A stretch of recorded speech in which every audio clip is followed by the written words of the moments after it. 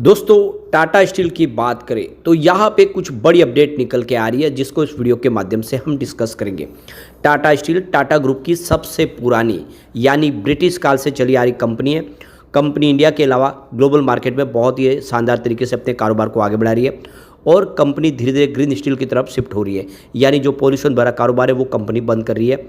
UK में सरकार के सहयोग से कंपनी ने ग्रीन स्टील का निर्माण शुरू कर दिया और इंडिया में भी इसकी कोशिशें शुरू हो चुकी है। यहाँ पे एमडी की तरफ से कुछ बड़ा बयान निकल कर आया जिसको समझने की कोशिश करेंगे। कंपनी डिविडेंड भी देने जा रही है शानदार, और अभी रिकॉर्ड डेट बाकी है। इसका मतलब ये है कि जो निवेशक है उनको डिविडेंड का फ़ायदा होगा। तो यहाँ पे इन सारी बातों को समझेंगे। बहुत सारे जो मेटल इंडेक्स के शेयर है उसमें निवेश तो आ रहा है, लेकिन इस समय प्रॉब्लम है यूएस में जो डोनाल्ड ट्रंप की पॉलिसी है उसका निगेटिव असर देखने को मिल रहा है। उसको लेकर यहाँ पे एमडी ने कुछ बयान दिया, उसको भी समझने की कोशिश करेंगे। और एफआईडीआई का बाजार को लेकर क्या रुझान है उसको भी समझेंगे इस वीडियो के माध्यम से। लेकिन फ्रेंड्स, उससे पहले अगर आप पहली बार हमारे चैनल पे आए तो चैनल को सब्सक्राइब कर दीजिए, एक बेल आइकॉन दबा दीजिए ताकि जब भी नया वीडियो बने पहला नोटिफिकेशन आपको मिले। वीडियो पसंद आए तो लाइक से जरूर कीजिए। चलो फ्रेंड्स, वीडियो स्टार्ट करते हैं। मैं हूँ आपका दोस्त एसपी दवे और हमारे अपने चैनल ऑनलाइन कमाई में आपका बहुत बहुत स्वागत है। तो सबसे पहले बीएसई सेंसेक्स की बात कर ले तो 80,998 के स्तर पे क्लोजिंग देखने को मिली 260 पॉइंट की तेज़ी के साथ, यानी आप देखें तो 0.32% की तेज़ी थी बीएसई सेंसेक्स में। अब देख सकते हो कि बाज़ार इस समय सीमित दायरे में ही ट्रेड कर रहा है। पिछले कई समय से अगर हम देखें तो 82,000 से लेकर 81,000 के आसपास ही आपको बाजार ट्रेड करता हुआ दिखाई देगा, क्योंकि काफ़ी कम समय ज़बरदस्त तेज़ी ऑलरेडी बन चुकी है। 73,000 का लो बनाया था सेंसेक्स ने और वहाँ से जो दौड़ लगानी शुरू की 82,000 को पार किया, यानी करीब 9,000 पॉइंट से ऊपर की तेज़ी, और वो भी काफ़ी कम समय में। ऐसे में कुछ तो दबाव थोड़ा बनेगा इस बाज़ार में और आने वाली समय स्थिति फिर शानदार बनेगी। अब यहाँ पे देख सकते हो कि एफआई ने फाइनली बाज़ार में खरीदारी कर ली है। पिछले 2 ट्रेडिंग सेशन से एफआई बाज़ार में बिकवाली करे थे। 2 जून की बात करें उन्होंने 2,589 करोड़ का माल बेचा था और कल 3 जून को उन्होंने 2,853 करोड़ की बिकवाली की थी। लेकिन फाइनली अगर आप देखें तो आज 4 जून को उन्होंने 16,575 करोड़ का फ्रेश इन्वेस्टमेंट किया, सामने 15,499 करोड़ की उन्होंने बिकवाली की। तो उनकी जो खरीदारी का आंकड़ा निकल कर आया वो 1,076 करोड़ का पॉजिटिव है, यानी भले ही कम हो लेकिन आज उन्होंने बाजार में खरीदारी करी, वो पॉजिटिव बायर बने। जिससे एक बात तो राहत है कि अभी लगातार इस महीने में वो बिकवाल नहीं है, लेकिन इस महीने में अभी तक उन्होंने 3 ट्रेडिंग सेशन में 4,367 करोड़ का माल बेचा है। दूसरी तरफ बाजार को पूरा सपोर्ट मिल रहा है डीआई का, लगातार पिछले कई महीनों से बाजार में खरीदारी करे। आप देख सकते हो कि 2 जून को उन्होंने 5,313 करोड़ का फ्रेश इन्वेस्टमेंट किया था, तो कल 3 जून को 5,907 करोड़ का इन्वेस्टमेंट किया और आज भी 13,045 करोड़ की उन्होंने खरीदारी की, सामने 10,478 करोड़ की बिकवाली की। तो उनकी जो खरीदारी निकल के आ रही है वो 2,566 करोड़ की है, यानी 2,566 करोड़ का आज उन्होंने निवेश किया है। और अभी 3 ट्रेडिंग सेशन में लगातार उन्होंने खरीदारी करते हुए 13,788 करोड़ का माल खरीद लिया है। वो बाजार के लिए बहुत अच्छी गुड न्यूज़ है। अब बात करें निफ्टी मेटल की तो आज 9,177 के स्तर पर क्लोजिंग थी 0.60% की तेज़ी के साथ। टाटा स्टील की बात करें लगभग उतनी ही तेज़ी थी, 158 के आसपास क्लोजिंग देखने को मिली, जहाँ पे 0.67% की तेज़ी थी और इंट्राडे का जो हाई था वहीं पर उसने क्लोजिंग दी है। अब यहाँ पे जो बड़ी अपडेट निकल के आ रही है, अमेरिका के स्टील पर शुल्क दुगुना करने से बाजार में अस्थिरता बढ़ी है। यह टाटा स्टील के जो सीईओ टीवी नरेंद्र ने उनकी तरफ से बयान दिया है। तो टाटा स्टील के सीईओ और एमडी टीवी नरेंद्र के अनुसार अमेरिकी राष्ट्रपति के पिछले दिनों स्टील के आयात शुल्क को 25% से बढ़ाकर 50% करने की घोषणा की है। इस वजह से वैश्विक स्टील बाजार में अस्थिरता बढ़ गई है। दूसरी ओर चीन से आने वाली चुनौतियां भी यथावत बनी हुई है। वे टाटा स्टील के मासिक कार्यक्रम एमडी ऑनलाइन में सोमवार को कर्मचारियों को संबोधित कर रहे थे। उन्होंने कंपनी की उत्पादकता बढ़ाने पर खुशी जाहिर की है, हालांकि वैश्विक चुनौतियों के प्रति सजग रहने पर जोर दिया है। कहा कि चीन की ओर से जिस तरह से दबाव बढ़ रहा है उसके लिए हमें प्रतियोगी बनते हुए खर्च को नियंत्रित करना होगा, क्योंकि वैश्विक बाजार में चुनौतियां अब भी बरकरार है। इसलिए हमें बाजार के उतार चढ़ाव में आने वाली चुनौतियों को ध्यान में रखकर बेहतर प्रदर्शन करना होगा। वहीं प्लेट प्रोडक्ट विभाग के वाइस प्रेसिडेंट प्रभात कुमार ने बताया कि एयरपोर्ट अथॉरिटी ने उन्हें दिल्ली व पटना एयरपोर्ट के निर्माण के लिए बड़ा ऑर्डर दिया है। ये बहुत बड़ी गुड न्यूज़ है। कंपनी के पास 2 एयरपोर्ट के निर्माण का ऑर्डर आया है।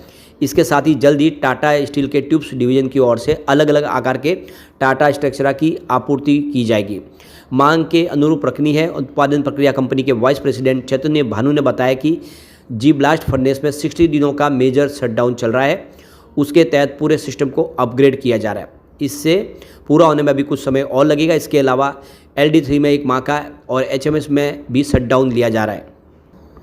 इन मेजर शटडाउन को देखते हुए हमें मांग के अनुरूप अपनी उत्पादन प्रक्रिया को सामान्य रखना है। वहीं उन्होंने कंपनी में होने वाली दुर्घटनाओं के आंकड़ों पर भी चिंता जाहिर की है।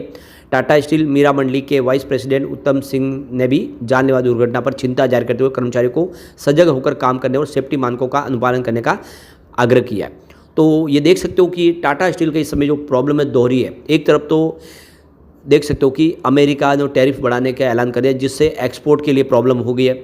दूसरी तरफ अगर वहाँ पे अगर टैरिफ बढ़ा दिया जाएगा तो फिर चाइना अपना जो स्टील है वो इंडिया में डंप करने की कोशिश करेगा, जिससे इस स्टील इंडस्ट्री को काफ़ी प्रॉब्लम हो सकती है। तो ये समय है स्टील इंडस्ट्रीज के लिए मुसीबत भरा है और उसके लिए रास्ता निकालने की कोशिश की जा रही है। अब यहाँ पे म्यूचुअल फंड के मई महीने के आंकड़े हमारे सामने आ चुके हैं। 2 म्यूचुअल फंड ने टाटा स्टील में निवेश किया है। एक भी ऐसा म्यूचुअल फंड नहीं है जहाँ पे इन्होंने अपनी होल्डिंग को बेचा हो, यानी निवेश बढ़ा है, घटा नहीं है। बहुत अच्छी बात है। और दूसरी तरफ एक जो बड़ी अपडेट निकल के आ रही है, फाइनेंशियल 2025 में टाटा स्टील, वेदांता और संवर्धन मदरसन जैसे स्टॉक में फॉरेन डायरेक्ट इन्वेस्टमेंट आया ओवरसीज के माध्यम से, और इसमें 80% की वृद्धि हुई है। करीब $26.6 बिलियन का निवेश आया है। तो इस समय जो ओवरसीज डायरेक्ट इन्वेस्टमेंट है ODI है वो काफ़ी शानदार दिख रहा है, काफ़ी सारा निवेश आ रहा है।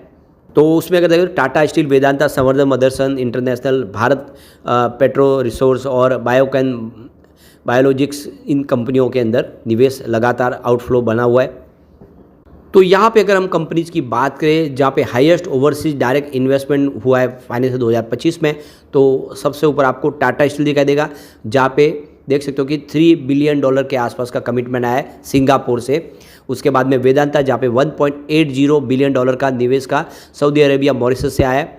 और उसके बाद में संवर्धन मदरसन की बात करें तो ये $1.80 बिलियन के आसपास का, जिसमें Germany, IFSC, gift city, UAE, Mauritius और नीदरलैंड की कंपनियों से आया।